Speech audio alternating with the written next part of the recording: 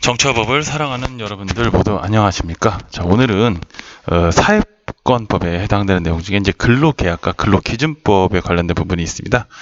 요 부분 공부하겠습니다. 이게 이제 주로 이제 노동과 관련된 부분이거든요. 이제 노동과 관련된 부분에서 근로기준법 관련된 부분을 좀 얘기하는 게 하나 있고요. 크게 봐서는 두 번째는 근로자의 권리와 침해에 관련된 부분. 그래서 부당해고나 부당노동 행위에 관련된 부분. 크게 봐서 노동과 관련된 것은 크게 두 개의 파트로 나눠져 있다라고 보면 되고요. 오늘 그 첫 번째 근로기준법에 관련된 내용입니다. 일단 이제 근로기준법이라고 하는 거 보면 이제 근로기준법 제1조 총칙에 잘 살펴보면 알겠지만 근로기준의 근로조건의 기준을 정한다라고 되어 있습니다. 내용들이 상당히 좀 많이 있겠죠. 그래서 이 근로조건의 기준을 정함으로써 어떻게 근로자의 기본적 생활을 향상하고 균형 있는 국민경제 발전을 꾀하는 것을 목적으로 한다라고 되어 있습니다. 자, 그럼 이제 근로기준법의 주요 내용, 뭐 여러 가지 많은 내용들이 있겠지만 우리 이제 고등학교 교육과정에서 배우는 내용들 조금 간추려 보면 대략 이런 내용들이 해당이 되는데요. 뭐 여러분들이 이제 노동을 하겠다, 좀 직장을 구하겠다라고 하면 중요시하는 게 돈은 얼마 줘요? 근무 시간 언제 얼마만큼 돼요? 쉬는 시간 언제예요? 뭐 이런 것들 중요시하게 되죠. 예, 그런 것들은 이제 근로계약서로 작성한다라고 하는 것이 일단 주요한 골자인데요. 근데 여러분들이 꼭 하나 중요하게 생각할 것은 무엇이냐? 근로기준법 제3조에 나오는 것들을 잘 보면 이 근로기준법에서 정하는 근로조건은 최저기준이다. 최소한 요만큼은 해야 된다. 이만큼을 바라진 않지만 최소한 요만큼은 해야 된다. 이런 느낌입니다. 그래서 따라서 근로관계 당사자는 이 기준을 이유로 해서 근로조건을 더 낮춰서는 안 된다라고 하는 것입니다. 자, 그리고 또 하나 중요하게 알 것은 뭐냐면 근로조건이라는 게 상당히 좀 여러 가지가 있을 수가 있는데 이 법에서 정하는 기준에 미치지 못하는 근로조건을 정하는 근로계약이 있습니다. 보면 그런데 그 근로조건을 미치지 못하더라도 이 근로계약 전체가 무효가 되는 건 아니다. 그 부분만 한정해서 무효를 해라. 요것만 다시 고쳐라. 라고 하는 내용이죠. 예를 들어서 임금 같은 경우에는 우리나라 같은 경우는 최저임금제가 도입되어 있습니다. 최저임금보다는 좀 더 줘야 한다. 뭐 이런 조건이 있는 거죠. 자, 그러면 구체적으로 근로조건에 관련된 내용들을 한번 좀 살펴보도록 하겠습니다. 17조 근로조건의 명시라고 하는 부분 살펴볼게요. 뭐 어떤 근로계약 체결에 대해서 이제 다음 각호의 사항에 대해서 명시하여야 한다.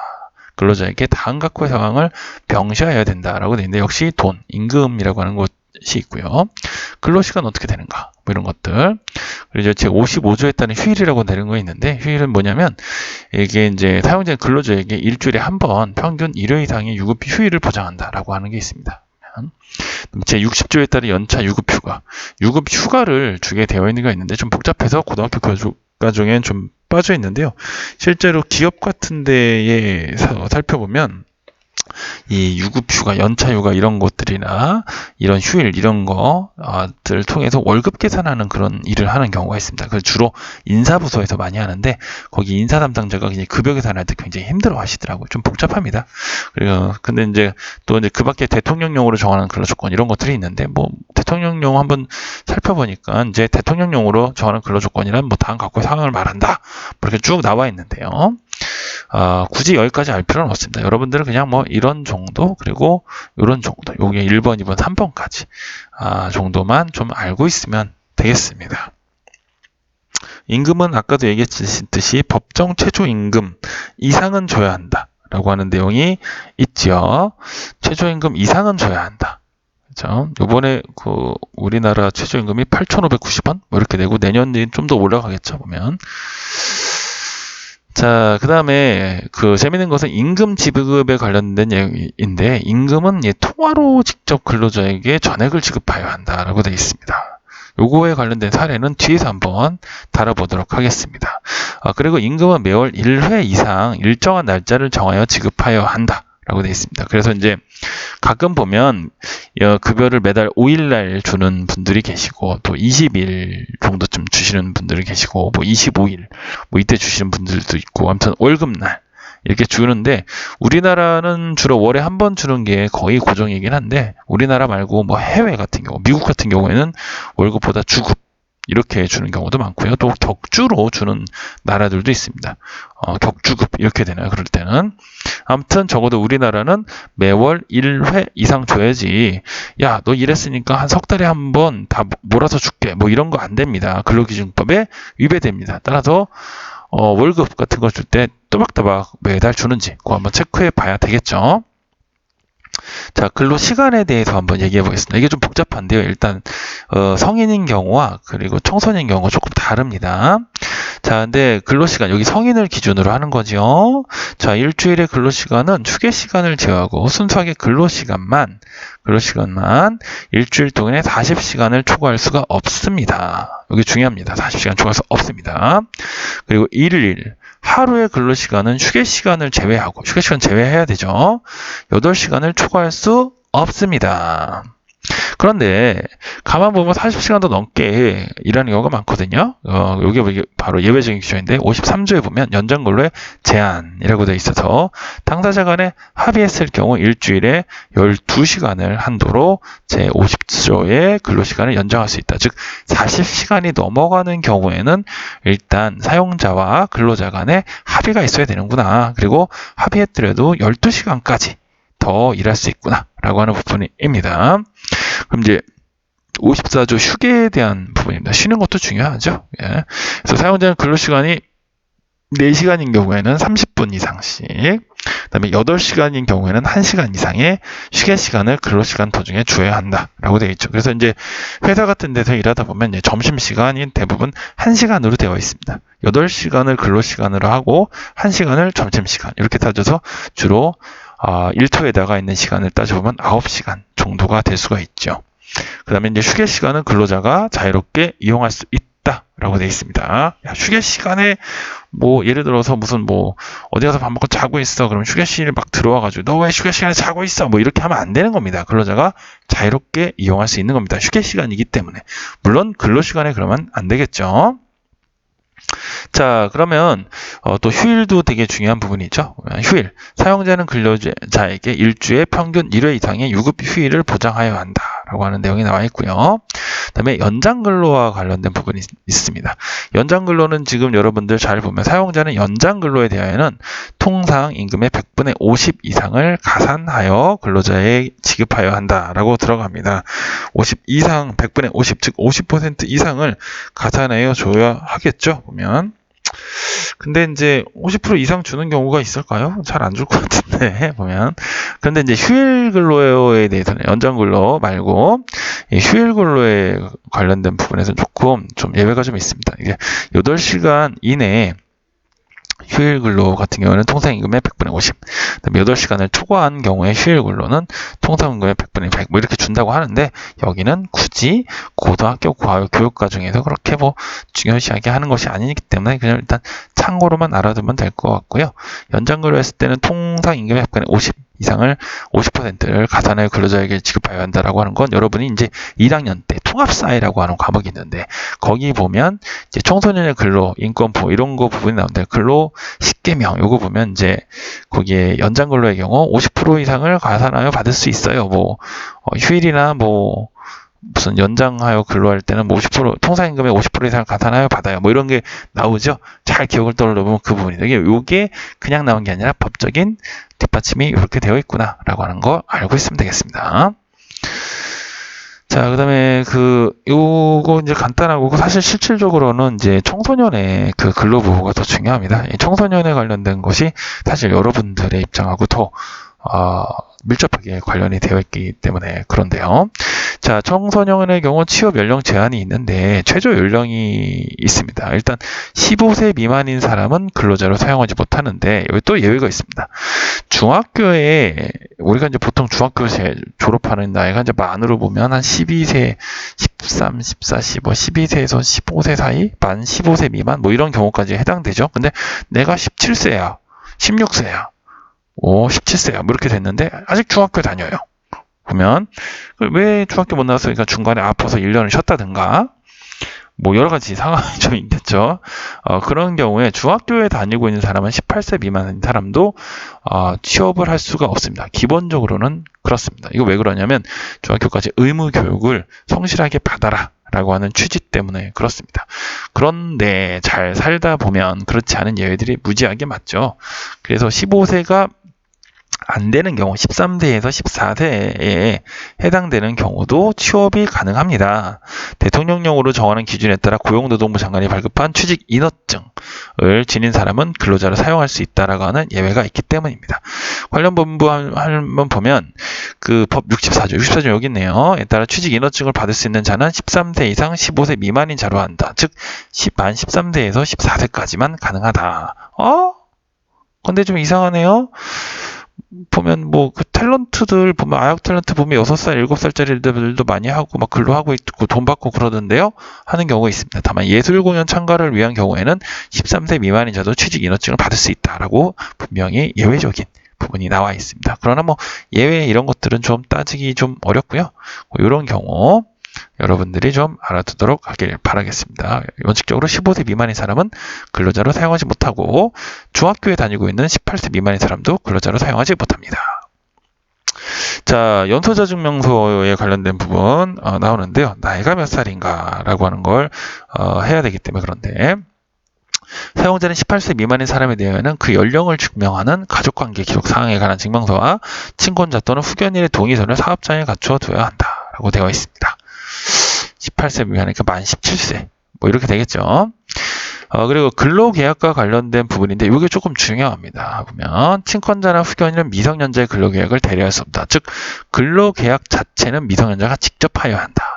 라고 하는 겁니다. 다만 근로계약할 때 친권자나 후견인 이 사람들 우리가 민법에서 배웠을 때 법정 대리인의 동의는 있어야 되겠죠. 그죠? 법정 대리인의 동의는 있어야 되지만 근로계약서 자체는 미성년자가 직접 해야 된다라고 법에 명시되어 있습니다. 그리고 친권자나 후견인 또는 고용노동부 장관은 근로계약이 미성년자에게 불리하다고 인정하는 경우에는 이를 해지할 수 있다라고 하는 조항도 보이게 되죠. 이거는 이제 우리 교과서라든가 이런 데서는 나오진 않는 내용이긴 한데 뭐 그래도 잘 알아둬야 될 것 같습니다. 자, 68조의 임금의 청구. 임금의 청구 미성년자는 독자적으로 임금을 청구할 수 있다라고 되어 있습니다. 부모님이 대신 임금을 청구할 수 있다? 아닙니다. 미성년자는 독자적으로 임금을 청구할 수 있습니다. 열심히 일을 했는데 부모님은 죄송합니다. 아무튼 법정 대리인이 막 뺏어가 보면 안 되겠죠. 일단 독자적으로 임금을 청구할 수 있다라고 되어 있습니다. 자, 근로시간이 좀 성인하고 달라서 그런데요. 15세 이상 18세 미만인 사람의 근로시간은 일주일에 7시간, 일주일에 35시간을 초과하지 못한다라고 되어 있습니다. 다만 당사자 사이의 합의에 따라 하루에 1시간, 일주일에 총 5시간을 한도로 연장할 수 있다라고 되어 있죠. 그러니까 결국 이제 최대한 합의가 됐을 때 이빠이 일했다. 죄송합니다. 열심히 일했다. 그러면 40시간. 까지 연장까지 합쳐서 일할 수 있다라고 되어 있습니다. 그런데 연소자 같은 경우 이 사용금지 직종이 좀 있는데 좀 매우 많겠죠. 그 내용을 보면 도덕상 또는 보건상 유해하거나 위험한 사업에 근무할 수 없다라고 하는 단서가 있는데 이게 이제 어떻게 되는 걸까 한번 찾아봤습니다. 여기 나오는 것들은 이제 노동신문이라고 하는 곳에서 한번 찾아본 거고요. 좀 위험한 일. 보면 근로기준법상 연소자 만 18세 미만인 사람들의 취업금지 직종을 살봤더니 프로 반을 취급하거나 이게 뭔지 모르겠습니다.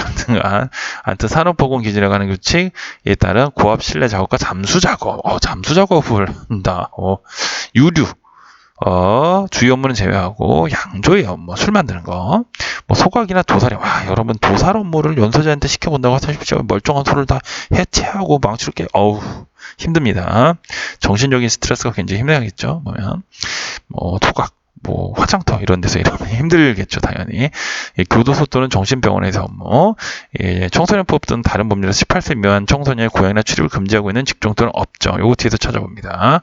등등등 여러 가지 내용들이 있습니다. 여러분들은 이거 다 외울 필요가 없습니다. 그냥 참고 삼아서 공부해봐라 라고 한번 띄웠을 뿐 전혀 시험에 나오지 않습니다. 다만 근로기준법상 연소자의 경우에는 근무할 수 없는 그런 직종도 있구나 라고 하는 걸 알기만 하면 될 것 같습니다.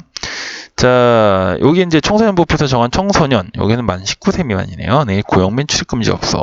고용도 안 되고 출입도 안 돼요. 라고 하는 거. 유흥주점, 단란주점, 뭐, 비디오, 좀 도덕적으로 좀 문란할 수가 있죠. 노래방 중에서는 청소년의 출입이 허용되는 시설을 갖춘 업소에는 출입은 가능하지만 고용은 할 수 없다. 라고 돼 있고, 전화방, 무도학원, 그냥 춤추는데, 무도장업, 뭐, 사행행위 영업, 성기구 취급업소, 이런 데 당연히 안 되겠죠. 네, 청소년, 네, 고용금지 없어. 또 여기는 고용도 안 되고 출입도 안 되지만 여기는 출입은 되는데 고용은 안 되는 거. 숙박업, 이용업, 목욕장업, 안마실을 설치하거나 목욕장업 중 안마실을 설치하거나 객실을 구획하여 하는 영업. 유독물 제작 판매 지급업, 티켓 다방, 주류 판매 목적의 소주방, 호프, 카페 등 형태 영업, 음반 판매업, 비디오물 판매 대여업, 일반 게임장, 만화 대여업 등등이 있습니다. 그럼 PC방은요? PC방도 역시 안 됩니다. 고용을 할 수 없습니다. 뭐 출입은 할 수 있겠죠. 뭐 하여튼간. 자, 그러면 자, 여기까지가 이제 우리가 봤던 청소년의 근로 보호까지의 내용, 주요 내용입니다. 근데 한번 좀 재밌는 사례가 있어서 봤는데요. 이 근로기준법에 대한 부분인데 이걸 위반인지 아닌지 그 뒤에 이제 법적인 판결 이런 게 안 나왔기 때문에 좀 그렇긴 한데 그 2015년에 있었던 일입니다. 이제 모 업체, 우리나라에 되게 유명한 우유를 만드는 업체에서 급여 일부를 쉽게 말해 우유를 준 거예요. 근데 우리 아까 봤듯이 급여는 뭘로 지급하게 돼 있다? 근로기준법상에 통화로 지급하게 돼 있다. 즉 돈으로 지급한다는 겁니다. 근데 돈이 아니라 우유를 줬습니다. 근데 그 내용을 잠깐 살펴봤더니 직급별로 사원은 10%, 팀장은 20%, 부장은 30%, 임원은 40%로 팀장급의 경우 100에서 100여만 원 정도, 임원들은 200에서 250만 원어치 우유를 그 이 제품 이거를 이제 7월부터 9월까지 3개월 거쳐 받았다고 합니다. 여러분, 하루에 여러분들 그 집에 가정에서 우유 마실 수가 있죠, 보면. 그, 뭐, 얼마인지 모르겠지만, 뭐, 많아봐야 한 달에 3만원, 4만원 정도입니다. 근데 이거 100만원, 뭐 이런 정도 되는 꽤 많은 정도의 유제품, 뭐 꼭 우유만 있었던 건 아니겠지만 우유를 하여튼간 3개월에 걸쳐서 월급 대신 이만큼에 되는 금액을 받았다고 생각해 보십시오. 좀 짜증날 것 같습니다, 보면. 근데 이제 여기 회사 관계자의 얘기를 한번 좀 들어보면 이제 2015년 당시 초부터 우유 소비 촉진 운동을 벌여오다가 내부적으로도 소비를 촉진해보자 하는 얘기가 추진한 것이었다. 자발적 운동이었지 강제적인 것은 절대 아니었다. 라고 얘기를 합니다. 근데 중요한 것은 이제 이게 근로기준법 위반이기 때문에 이건 징역형에 해당될 수가 있긴 하거든요, 보면. 하지만 자발적이었다라고 얘기했고 사원들도 그렇게 동의했다라고 하니까 이와 관련된 부분에서 이제 고소나 고발 이런 게 들어왔었던 거를 좀 찾기는 어려웠고, 이게 이제 선생님 시간이 없어서 좀 찾지 못했지만 어쨌건 이런 행위 자체가 있었다는 것 자체가 조금 근로 조건을 좀 너무 경시해서 보는 것 아닌가 라고 하는 생각이 좀 들었습니다. 물론 이제 직원들이 정말 회사를 사랑해서 그렇게 할 수도 있겠죠. 뭐 막을 수는 없는 거지만 그래도 뭐 조금 그래도 뭐 몇만 원도 아니고 뭐 팀장급이 100만 원이면 사원이면 그래도 뭐 한 50만 원? 뭐 이 정도 좀 되지 않았을까? 뭐 최소는 몇만 원인지 모르겠지만 팀장과 사원의 경우에 월급 차이가 좀 있기 때문에 팀장이 20%니까 절반 툭 쳐서 50만 원이다라고 볼 수는 없는 거죠. 그보다 더 적게 뭐 20만 원, 30만 원이 될 수 있으니까 사원은 팀장보다 월급 자체가 작으니까. 아무튼 뭐 잘 모르겠습니다. 이런 일이 있었구나. 그것도 먼 예전에 있었던, 무슨 80년대에 있었던 일이 아니라 2015년에 있었던 일이구나. 우리가 몰라서 그렇지 혹시 이런 일이 또 아직도 있는 것은 아닐까라고 하는 생각 잠깐 해보면서 오늘 수업 여기서 마치겠습니다. 열심히 공부하시기 바랍니다. 감사합니다.